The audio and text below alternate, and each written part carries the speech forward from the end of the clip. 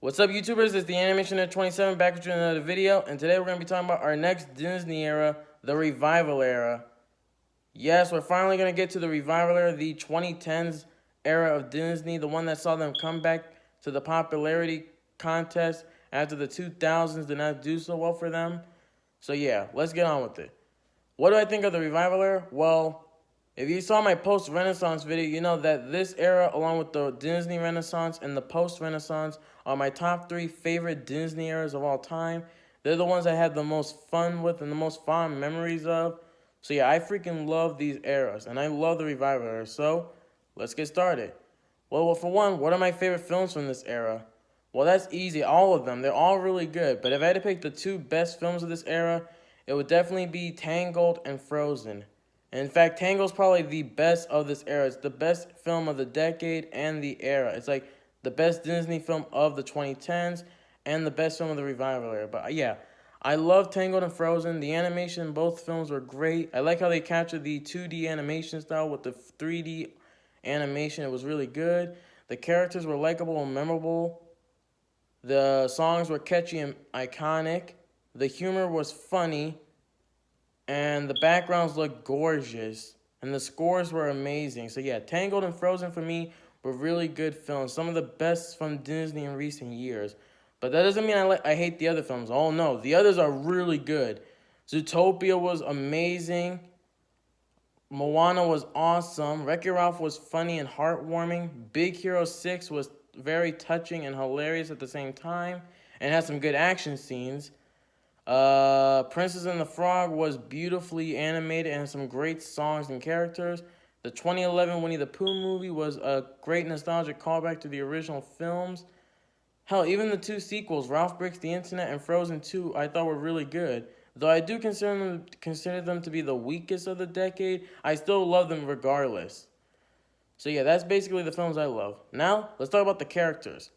One thing I noticed about the Revival era a lot during this era is that most of the main characters were duos, and it's always about 2 people who don't get along at first and constantly argue and bicker with each other, who at the end of the film learn to like each other and become either friends or a romantic couple. I noticed that basically a lot of the Revival era films were doing this, and I still liked it regardless. But yeah, the characters in this era were fantastic. From Rapunzel and Eugene / Flynn Rider, to Maximus and Pascal, to Anna, Elsa, Olaf, Kristoff and Sven and Hans, to Mother Gothel, to Dr. Facilier, to Tiana, Naveen, Louis, Ray, Ralph, Vanellope, King Candy / Turbo, Felix, Calhoun, Moana, Maui, Hey Hey, Pua, Tamatoa, Hero, Baymax, Fred, Honey Lemon, Wasabi, Go-Go, Callahan, Tadashi, Pooh, Tigger, Eeyore, Owl, Rabbit, Piglet, Kanga, Roo, Christopher Robin. May I go Nick Wilde, Judy Hopps, Chief Bogo, Mayor Lionheart, Assistant Mayor Bellwether, Flash. May I go on? There were so many fantastic characters this era. There were so many iconic and memorable characters, from like Mama Odie to Clawhauser. Like, there were so many great characters. All of them were really fantastic. They were funny. They were heroic / threatening. They were just awesome all around. So yeah, that's basically the characters. I love the characters. It's hard to pick my favorite character of the era. They're all really good. Though if I had to pick my favorite, it would probably be Maximus from Tangled. I just love Maximus. He is so funny. He acts like Tommy Lee Jones from The Fugitive. He's just so hilarious. He cracks me up every time he's on screen. And he doesn't even talk, yet he still makes me laugh. So yeah, I love Maximus. He is hilarious. But now let's get on to a very controversial thing about the Revival era, the villains. Yeah, one problem people have with this era is that a lot of the villains this era haven't been really that memorable. Like, most of them are usually twist villains, which means it's a character who at first we think is the good guy, but then he or she ends up being the bad guy of the film. Yeah, a lot of people have had problems with the twist villains trope in Disney, which actually started back with Pixar with Toy Story 2, but Walt Disney Animation Studios has been doing this. What do I mean by this? For example, in Wreck-It Ralph, King Candy, well, we already knew he was not that good. We found out in the end he was not only the villain, but also Turbo, the ex-game car racer guy and stuff. Then there was Frozen, where we found out that Hans was the villain. Big Hero 6, Professor Callahan, revealed to be the villain. Zootopia, Mayor Bellwether, revealed to be the villain. Yeah, there was like a buttload of twist villains this decade, and they were all pretty good. They're not some of the best Disney villains, but they were pretty good. If I had to pick my two favorites of the twist villains of this era, it would probably be King Candy and Hans. I really like those characters, and those were probably my favorites of the twist villains. I really liked them. Callahan and Bellwether were pretty good, but Candy and Hans were just awesome. They were the best of the twist villains. However, there were some traditional villains. Dr. Facilier, Mother Gothel, Tamatoa, Taka, the Kakamora, the virus that Ralph released on the internet, and King Runard, Anna and Elsa's grandfather. But even then, Wreck-It Ralph 2 didn't really have a villain. It was mostly Ralph's insecurities that were the villain. That happened when a virus detected his insecurities. And Frozen 2, Anna and Elsa's grandfather already did his evil deeds way before the events of the original films. But yeah, and then of course there's Moana, where we had Taka, who was revealed to be Tafiti, who, spoiler alert, is the island goddess who Maui stole the heart from and stuff. But as for the two other traditional villains, Facilier and Mother Gothel, they were awesome. Dr. Facilier, man, his song, Friends on the Other Side, I've got friends on the other side, he's got friends on the other side. That song is still catchy 11 years later. And Mother Gothel, she isn't a scary villain. And I'm kind of going to be honest here. Out of all the female villains in the Disney villainous lineup, Gothel is by far the hottest of the villains. I don't know why. Like, out of all the Disney villains that are females, I kind of find Mother Gothel to be the hottest of the bunch. I know she's evil, but I'm sorry. I just get attracted to her. I don't know why. It's not my fault Disney drew her that way. Blame Disney. It's their fault. Disney drew her that way. Don't blame me. I'm sorry. But yeah, the villains were pretty good. Not the best, but they were pretty good. So yeah. Then there are the songs. Some of these movies were musicals, and some had regular songs performed by famous artists. The songs in this era were good. Let It Go, when I See the Light, Friends on the Other Side, Dig a Little Deeper, When Can I See You Again, Immortals, Try Everything, You're Welcome, I Got a Dream, and many more. The songs in this era were iconic, especially Let It Go, which is probably one of the most iconic film songs out there. Let's face it, if you were a kid back in the mid and late 2010s, you heard Let It Go everywhere on the radio. It was everywhere, and you could not escape it. It was everywhere in everyone's heads. Yeah, remember when Let It Go was like one of the biggest songs for a while? Yeah, it was everywhere for a while, and it got really annoying.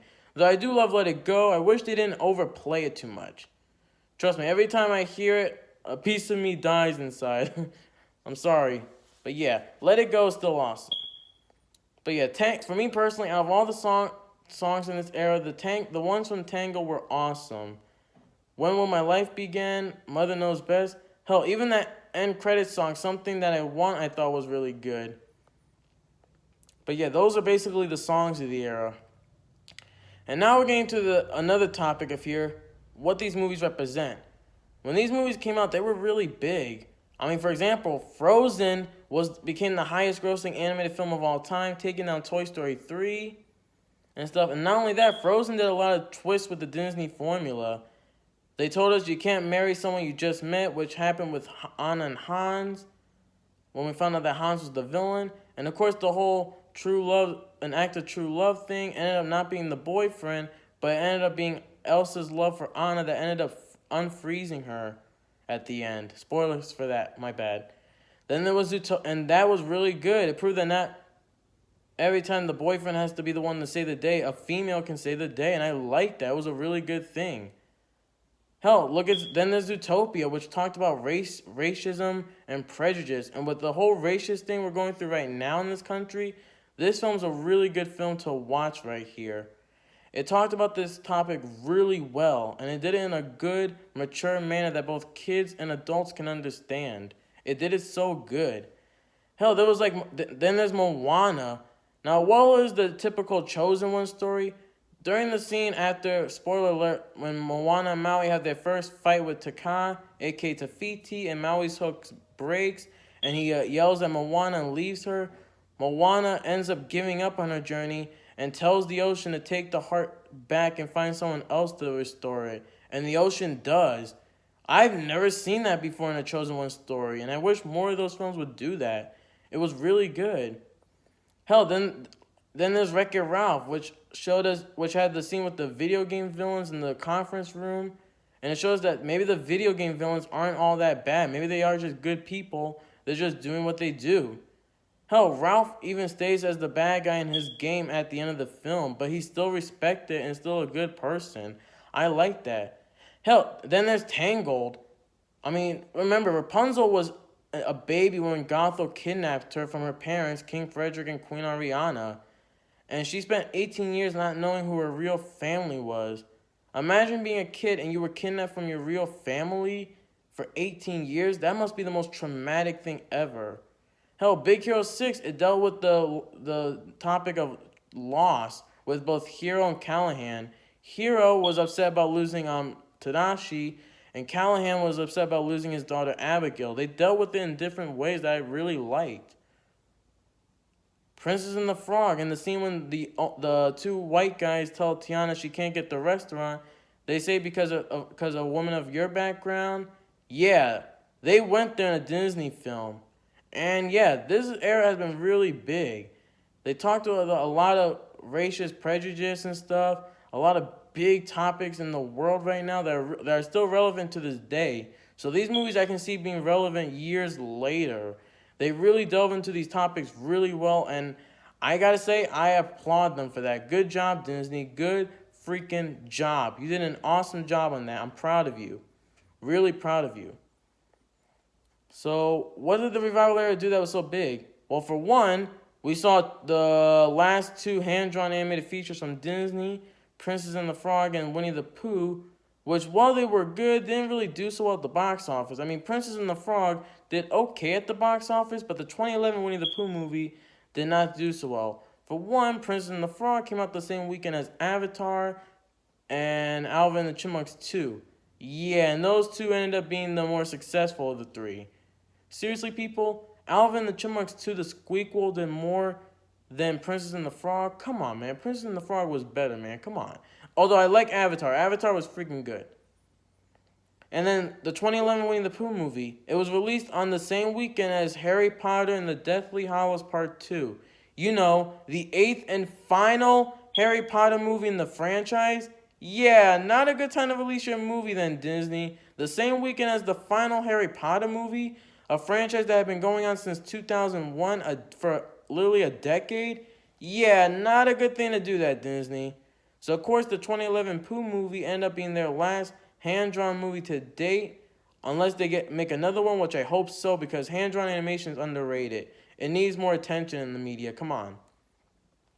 But we also saw Disney go back to the bread and butter, the fairy tales, with Tangled and Frozen. And even the musicals like Tangled, Frozen, Princess and the Frog, which was also a fairy tale, and of course Moana and Frozen 2.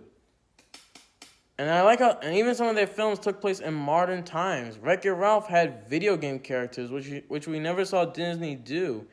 And Big Hero 6 had superheroes, which we saw Disney never do before. And Zootopia had a world full of anthropomorphic animals, which Disney has done before, but not in a long time. But yeah, basically, I really like the revival era. I thought it was a great era for Disney. And I'm sad that it ended last year with Frozen 2, which I thought was a fantastic ending to the era.